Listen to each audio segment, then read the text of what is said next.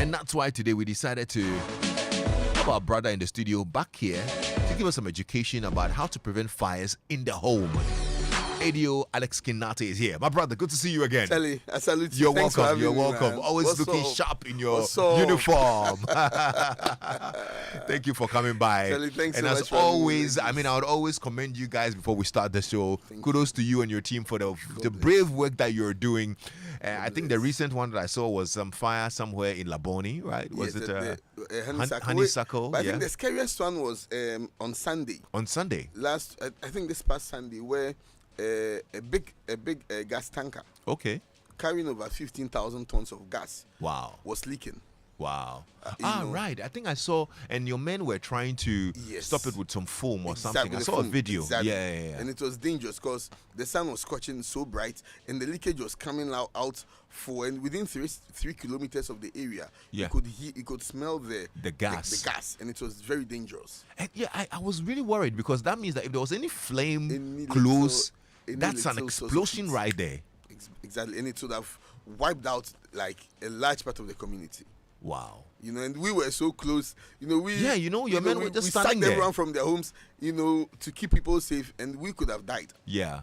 It means that the peril of our lives, and it was scary. Yeah. Because it was coming out full. Yeah. And, after we applied the foam, where the leakage was, you could actually feel like it was like a snow.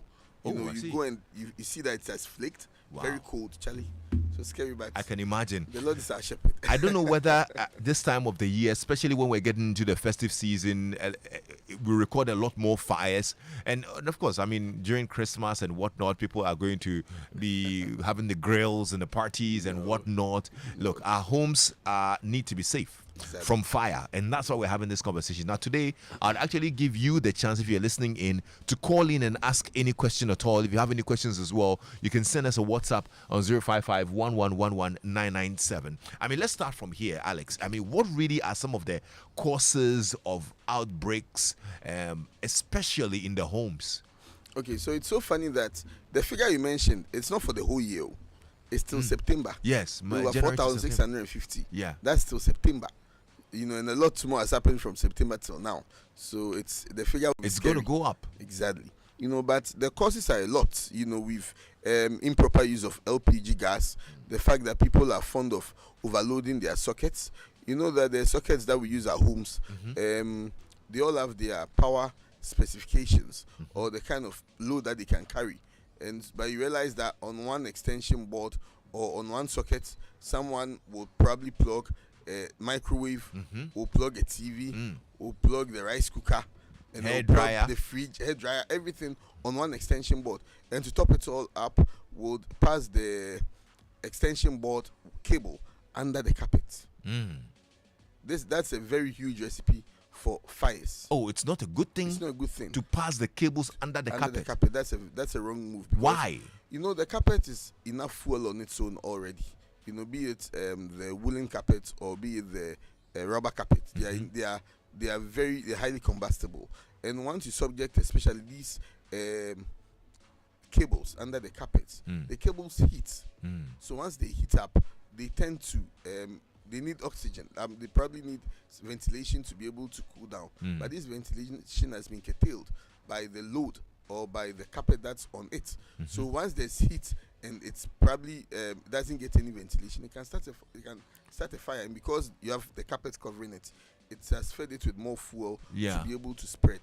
Wow. Yes, so it's always important that you keep your cables on. People will say that it will make their rooms look nice, but how would it be nice if you are dead? So they rather hide it under the carpet that's for the aesthetics, Charlie. But maybe the better way is to trunk. They have these plastic trunks.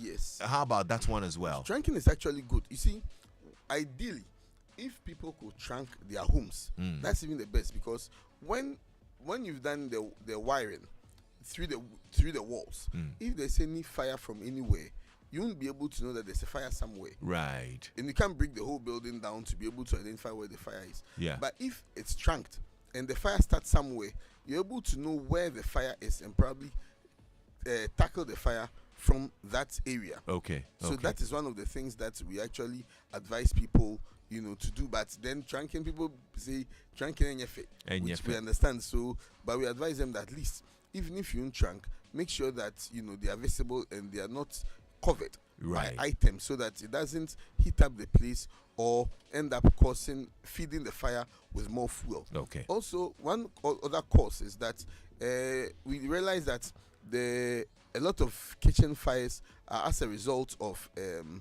lighters and matches that are left indiscriminately at homes. You realize that at homes, the drawers where the lighters are kept, kids can easily have access to these lighters and even play with the lighters or matches. So if you have where you keep your matches or your lighters, keep them in a drawer and lock them away from the children. Also, the gas cylinder, the gas stoves.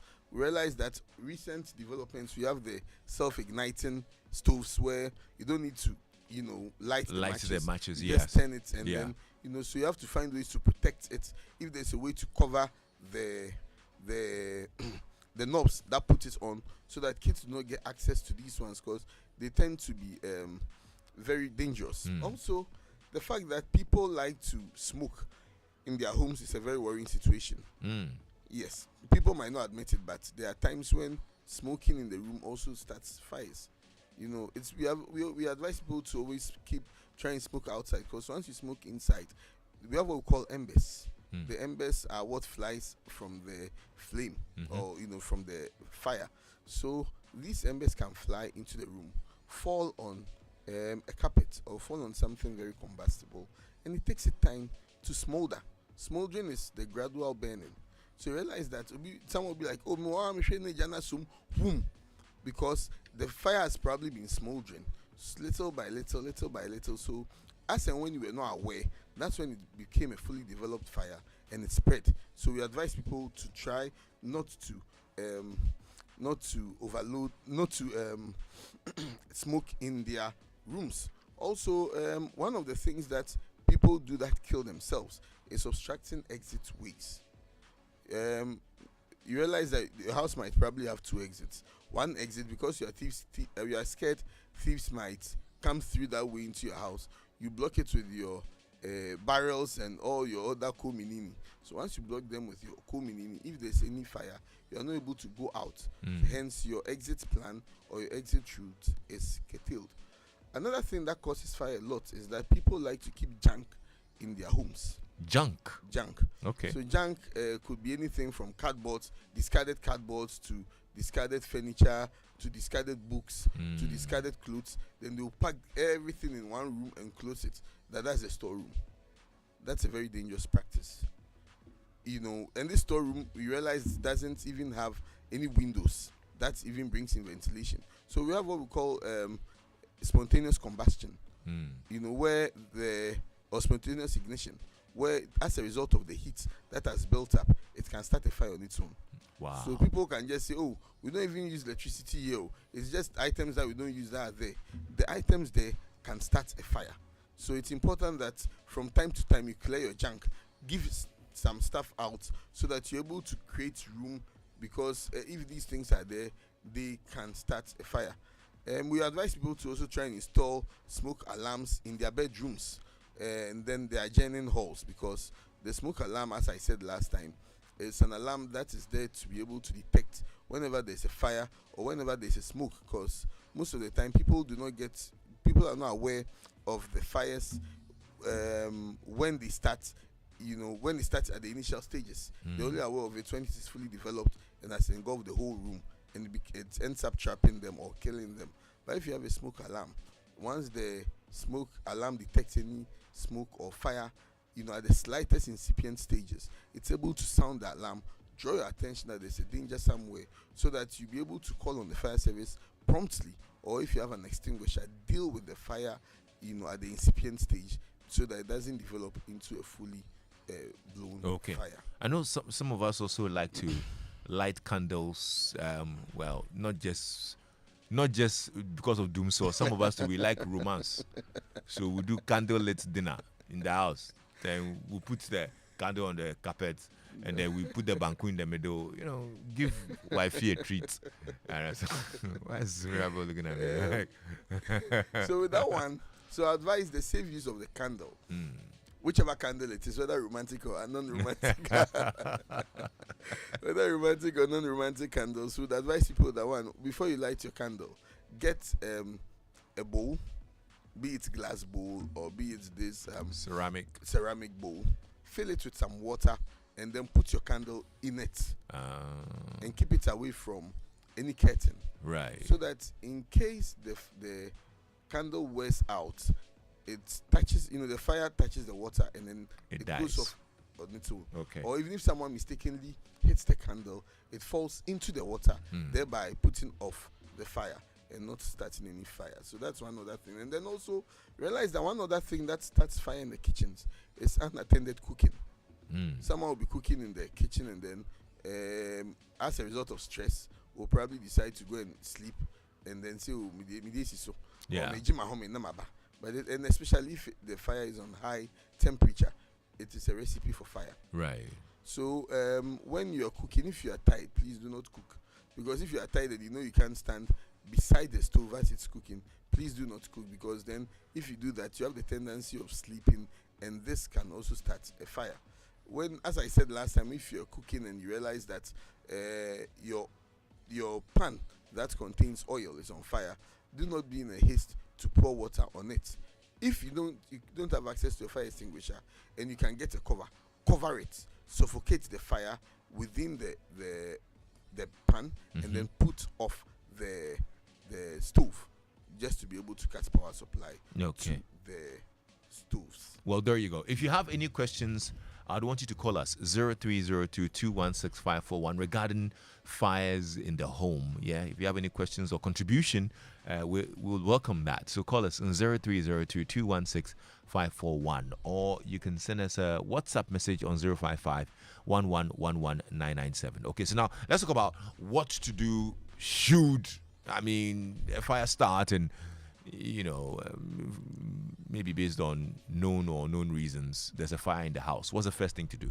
Okay, so when there's a fire in the house, if it's an electrical fire, do well to know from now, even get your electrician to help you know where the power cut to the meter is. So the first thing that you do, if it's an electrical fire especially, go to the meter and cut power supply to the meter. Because the fire constantly needs electricity power to feed into it. So once you cut out the power coming in, that's even starvation. You are starving the fire of the needed heat that is fueling the fire. Okay. So then you get when you say cut the power, this is not to put off the meter? Yes, put off the meter. But then once you, that's why I said that from the beginning, you can talk to your electrician, ask him that in case there's an emergency and I want to put off my meter, where is the switch that I can put off the meter that cuts power supply, total supply of power to the area. So once you're able to know that, you cut power supply to the area, and then you can tackle the fire. Once you are very convinced that there's no power passing through anywhere, you can apply water on it. Okay. Once you are very absolutely, there's no illegal connection, that the power is there's some power from somewhere that is passing through somewhere to get somewhere. That one you put yourself in danger. But we advise people to always get extinguishers. Okay. That's the best remedy. So the two things that we advise people to get is the early detection system, that's a smoke detector or fire detector, and then also get the fire extinguisher, so that once you detect it earlier, you start managing the situation. Okay. But when the fire gets out of hand, please do not use the fire extinguisher. Go out of the room, and if possible, if you can, close the windows behind you and go out. Okay. Good one. Hello? To answer another. Hello? Hello, sir. Yes, sir. You're welcome. What's your name? I'm Margaret, calling from Ataiko. Okay, Margaret, let's hear you. Please, we have some houses that have only one entrance, and we have gas. How do we manage all those things? Because I believe that say that again. Say that again. What did you say? I said we have some apartment that has only one room. That if anything catches, we can't maybe come outside. How do we do it? Then if the gas catches fire too, how do you pump the fire? Okay, if there's a fire from the gas stove or something. Okay, all right. So she's saying that there are some houses with just one entrance and exit, basically. So ideally, if you're now building your house, or if it's your own house, talk to a mason and see how you can make some adjustments to creating an alternative exit in the house. If it's a house that you're going to rent, please do well to don't compromise on your safety. Make sure that you're able to dot all the I's and then cross all the T's, to be able to make sure that they have two exits. Think about your safety first. Someone will say, if you're near despite the odds, but if there's any emergency, you'll be trapped. And you realize that ordinarily, a lot of us have trapped ourselves with burglar proofs. As I said, people are more scared of the thieves than they are of the fire. So if there's any fire, if probably it's just one exit and then the window didn't have a burglar proof, or we have what we call collapsible burglar proofs. We have some burglar proofs that you can open them and pass through them. Yeah. You know, so you can if you have a very good warder, you can let him, you can tell him that you want a collapsible burglar proof, so that in such a situation, that burglar proof is locked, the key is there. If there's any emergency and it's just even one exit, that burglar proof can be another source or means of escape during emergencies. And so when with the question about the fire with gas, if there's any gaseous fire, if you can, put a wet blanket, get a very wet blanket or a very wet sack, the cloth sack, and cover it. Once you cover it, it will cut oxygen supply to the fire. Then you can be able to turn off the switch to the gas. All right, there you go. If you have any questions, you can send us a WhatsApp message on 055-1111-997 or call us on 0302-216-541 as we talk about fire and how to manage it, especially in the home. You mentioned that it's important that we get fire extinguishers in the home. Exactly. Any other thing that you want to add on that? So the extinguishers, we have types of extinguishers, and we have types of extinguishers that can be used. We have the common ones we normally see in Ghana are the dry powder extinguisher and then the carbon dioxide extinguisher. You can walk to any fire station and talk to anyone from our safety department about fires, and our officers there will gladly tell you what you need to know when it comes to being able to protect yourself. But then what we don't encourage people to use is that we don't encourage people to use dry powder in the kitchen. The dry powder is just it's very effective, but it's a powder that can leave residues that can be poisonous. Oh, okay. So when you use the dry powder extinguisher, and it leaves residues in your bowls or in your utensils, and you are not aware of it, to be able to wash it well, if you use it, it can end up being poisonous to you. Wow. Yes. So I didn't know that one is used, and that's that's effective for fighting fires involving electricity, and even oil and even gas, because it's a powder that subdues the fire. But in the kitchen, we advise that do not use it there. So the carbon dioxide is good for the kitchens, because that one is just like when you open your Coke or your Fanta, the fush that comes out, the white, the white the day in the comes out.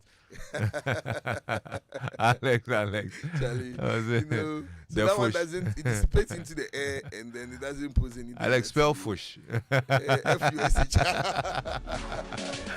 Okay, sure, we totally get it. But this is some very good information, and as we're getting into the festive season, there'll be lots of fires.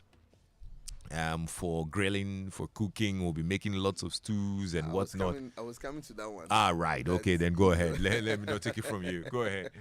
During Christmas, that people like to host, families are over, and so when they do their barbecues and other thing, you realize that the disposal of the coal or the fire, they probably, they are in a festive season, maybe they get drunk a bit, and then also where the person might throw the fire or the ashes might not really be the best of place. So if you just be conscious of your surrounding, and pay attention to where you dispose of these things, because you realize that during happy moments like this, a lot of people come to your homes, people smoking, people doing any other different kind of things as a form of merrymaking. So please, let's be conscious during this time and know how to dispose of the residues from these fires, so that we don't end up putting them on any combustible materials that can start a fire. All right. There you go. I am totally grateful for this education as well, and I know a lot of people will be very cautious from hence.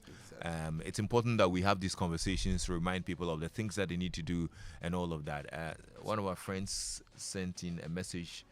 Let me just pull it up. Bob from Kokrobite, who said the thieves are breaking through the collapsible burglar proof. So, and he said it happened to him.